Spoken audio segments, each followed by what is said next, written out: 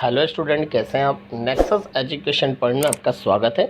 आज हम बात करेंगे MPSC 006 शांति और संघर्ष अध्ययन के बारे में। इग्नू यूनिवर्सिटी।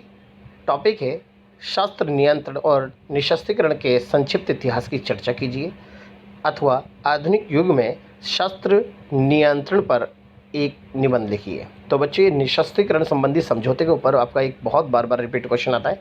तो आपको शस्त्र नियंत्रण या निशस्त्रीकरण से संबंधित कोई भी क्वेश्चन आता है तो आप इस आंसर को वहाँ पर पुट कर दीजिए, वो आपका राइट आंसर होगा। चलिए बात करते हैं निशस्त्रीकरण होता क्या है। निशस्त्रीकरण से हमारा अभिप्राय विनाशकारी हथियारों व अस्त्र शस्त्र के उत्पादन पर रोक लगाना अथवा उपलब्ध विनाशकारी हथियारों को नष्ट करना है। शस्त्र नियंत्रण की दिशा में विभिन्न राष्ट्र प्रेरित होकर अपने शस्त्र भंडारों में जो कमी कर रहे हैं तथा अपने सैनिक व्यय में जो कमी कर रहे हैं, ये सब प्रयास निशस्त्रीकरण के अंतर्गत ही आते हैं। तो निशस्त्रीकरण का जो शाब्दिक वास्तव में सामान्य अर्थ जो होता है वो होता है युद्ध रहित अवस्था, यानी अस्त्र शस्त्रों पर रोक। जब अस्त्र शस्त्रों पर रोक लगेगी तो आने वाले युद्ध भी रुकेंगे। तो इसलिए निशस्त्रीकरण का जो अर्थ बताया गया है वो है हथियारों व अस्त्र शस्त्रों को सीमित करना या युद्ध की सामग्रियों को सीमित करना ही निशस्त्रीकरण कहलाता है। निशस्त्रीकरण एक कार्यक्रम है जिसका उद्देश्य हथियारों के अस्तित्व और उसकी प्रकृति से उत्पन्न कुछ विशिष्ट खतरों को कम करना है। तो ये निशस्त्रीकरण जो एक कार्यक्रम जो चलाया जा रहा है, इसके संदर्भ में बहुत सारे समझौते करे गए हैं, जिसके अंतर्गत लोगों को हथियार की होड़ों से रोका जा रहा है। निशस्त्रीकरण एक कार्यक्रम है जिसका उद्देश्य हथियारों के अस्तित्व और उसकी प्रकृति से उत्पन्न कुछ विशिष्ट खतरों को कम करना है। निशस्त्रीकरण से हथियारों की सीमा निर्धारित करने व उन पर नियंत्रण करने की ध्वनि निकलती है। तो यहाँ पर निशस्त्रीकरण का जो अर्थ बताया गया है वो बताया गया है कि युद्ध की सामग्रियों को निषिद्ध करना, ताकि अस्त्र शस्त्र कम बनेंगे तो देश में आने वाले युद्धों की संभावना भी कम होगी। अन्यथा आज जो वर्तमान समय परमाणु युग की स्थिति में सभी देशों ने परमाणु बम बना लिए गए और अंतर्राष्ट्रीय स्तर पर संयुक्त राष्ट्र संघ भी इस दिशा में अपने काम कर रहा है, ताकि अस्त्र शस्त्रों पर रोक लगाई जाए। और निशस्त्रीकरण के क्षेत्र में विभिन्न संधियां जैसे LTBT, NPT, SALT जैसी संधियां को बढ़ावा दिया गया है और काफ़ी हद तक हमने परमाणु निशस्त्रीकरण को सीमित किया है। तो ये जो निशस्त्रीकरण है उसकी आवश्यकता क्यों है? निशस्त्रीकरण की आवश्यकता सबसे है कि विश्व में भयंकर युद्ध को रोकने तथा बचाने के लिए निशस्त्रीकरण आवश्यक है। तो निशस्त्रीकरण की जो कार्यक्रम हमने चलाया है विश्व के सारे देशों ने, वो इसलिए ताकि विश्व जो है आने वाले भयंकर युद्ध से बच सके। नेक्स्ट है, विश्व में शांति व सुरक्षा बनाए रखने के लिए निशस्त्रीकरण आवश्यक है। तो अगर अस्त्र शस्त्र बढ़ेंगे तो विश्व में अशांति बढ़ेगी, मानवीय सुरक्षा बढ़ेगी। इसलिए इसको समाप्त करने के लिए, विश्व में शांति व सुरक्षा को बनाए रखने के लिए हमने निशस्त्रीकरण की नीति को अपनाया। नेक्स्ट है, देश के विकास कार्यों के लिए निशस्त्रीकरण की आवश्यकता होती है।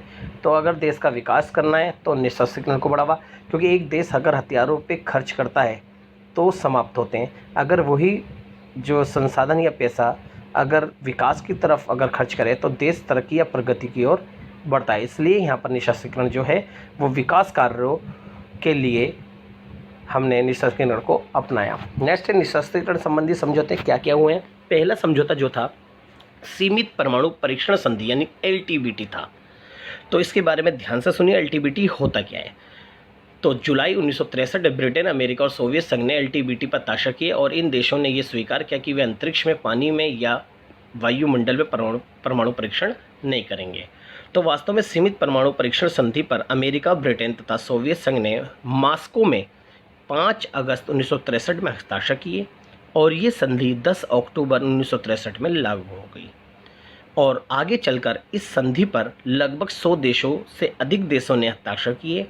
इन हस्ताक्षर करने वाले देशों ने यह स्वीकार किया कि कोई भी सदस्य देश वायुमंडल, बाहरी अंतरिक्ष और पानी के अंदर परमाणु परीक्षण नहीं करेगा। तो ये जो सीमित परमाणु परीक्षण संधि थी, ये निशस्त्रीकरण को बढ़ावा देने वाली संधि थी। अब बात करते हैं दूसरी संधि के बारे में, जिसे कहते हैं परमाणु अप्रसार संधि NPT। 1968 में इस संधि पर हस्ताक्षर किए और इसके अंतर्गत कहा गया कि परमाणु शक्ति धारक देश यानी अमेरिका, ब्रिटेन, फ्रांस, रूस, चीन यानी परमाणु शक्ति धारक देश 5 हैं, परमाणु शस्त्र विहीन देशों को परमाणु शस्त्र बनाने में मदद नहीं करेंगे। यानी जो परमाणु संपन्न देश है वो जो देश परमाणु बम नहीं बना पाए तो उनको परमाणु बम बनाने में मदद नहीं करेंगे, ना अपनी टेक्नोलॉजी देंगे। इसके साथ साथ ये भी बोला कि जो 1967 से पहले परमाणु बम बना चुके हैं वही परमाणु संपन्न देश माने जाएंगे। चलिए इसे विस्तार से और बात करते हैं।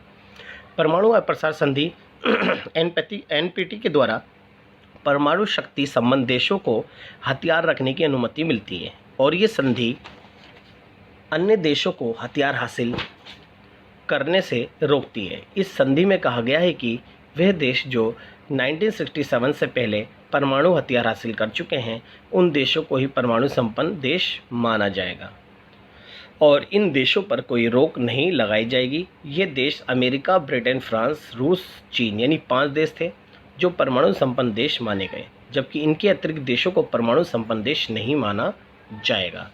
इस संधि पर यानी परमाणु अप्रसार संधि पर 1968 में यानी 1968 में मॉस्को यानी लंदन में हस्ताक्षर हुए और ये संधि 5 मार्च 1970 से लागू हुई और ये संधि 25 वर्षों तक मान्य थी, परंतु 1995 में इस संधि को पुनः लागू करके अनिश्चित काल के लिए लागू कर दिया गया। तो बच्चे ये जो संधि थी जब 70 में लागू की गई थी तो 25 सालों की नहीं थी, यानी 95 से 25 साल पूरे हो रहे थे। तो 25 साल के बाद इसका पुनर्गठन किया गया और इसको 25 साल की जगह अब अनिश्चित काल के लिए लागू कर दिया गया और इसके साथ साथ इसका नाम बदलकर CTBT रख दिया गया। इसके साथ साथ ये कहा गया कि परमाणु संपन्न देशों के अतिरिक्त अन्य देश भी असैनिक कार्यों के लिए परमाणु बम का इस्तेमाल कर सकते हैं। यानी परमाणु बम यानी परमाणु यूरेनियम का प्रयोग आप सिर्फ असैनिक कार्यों के नहीं करोगे, ना कि सैनिक कार्यों के नहीं। ये हमारे निशस्त्रीकरण की दिशा में दूसरा समझौता था। अब बात करते हैं तीसरे समझौते, सामरिक अस्त्र परिसीमन संधि जिसे कहते हैं SALT। जैविक हथियारों को रोकने के लिए 1972 में पहली सामरिक अस्त्र परिसीमन संधि पर अमेरिका और सोवियत संघ ने हस्ताक्षर किए।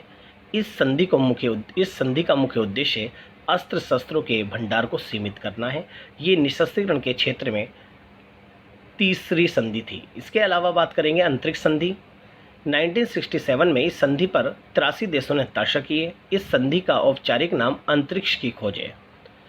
अंतरिक्ष संधि पृथ्वी के चारों ओर परमाणु अस्त्रों की तैनाती पर प्रतिबंध लगाया। इस संधि द्वारा प्रथम अंतरिक्ष संबंधी कानून तय किया गया। तो ये अंतरिक्ष संधि थी जो कि 1967 में हुई थी, 83 देशों ने हस्ताक्षर करे और इसके अंतर्गत इसका दूसरा नाम था अंतरिक्ष की खोज और अंतरिक्ष के चारों जो परमाणु अस्त्र तैनात थे उस पर रोक लगाई गई। नेक्स्ट है, अब बात करते हैं निशस्त्रीकरण के मार्ग में बाधाएं। निशस्त्रीकरण संबंधी समझौते तो हुए, लेकिन फिर भी हम एक दूसरे अगर पक्ष की बात करें तो निशस्त्रीकरण अस्त्र का उदय आज भी हो रहा है। तो उसका क्या कारण है निशस्त्रीकरण के मार्ग में बाधाएं? पहला है आपसी विश्वास की कमी के कारण निशस्त्रीकरण का विकास नहीं हो पा रहा है। तो सभी देश आपसी विश्वास नहीं कर पा रहे, क्योंकि एक देश को ये लगता है कि दूसरा देश अगर परमाणु बम बना रहा है तो उसे लगता है कि उसकी असुरक्षा उत्पन्न हो रही है, तो इसलिए उस पर विश्वास नहीं कर रहा, इसलिए वो भी बम बना रहा है और वो भी हथियारों का उदय कर रहा है। तो इस तरह से आपसी विश्वास की कमी है। नेक्स्ट है भारी सुरक्षा और अंतर्राष्ट्रीय तनाव के कारण भी निशस्त्रीकरण को बढ़ावा मिलता है। आज भारी सुरक्षा और अंतर्राष्ट्रीय तनाव बढ़ रहा है, तो इसके कारण भी निशस्त्रीकरण को बढ़ावा नहीं मिल पा रहा है। प्रत्येक देश को ऐसा लगता है कि निशस्त्रीकरण को अपनाने से उसकी असुरक्षा उत्पन्न होगी।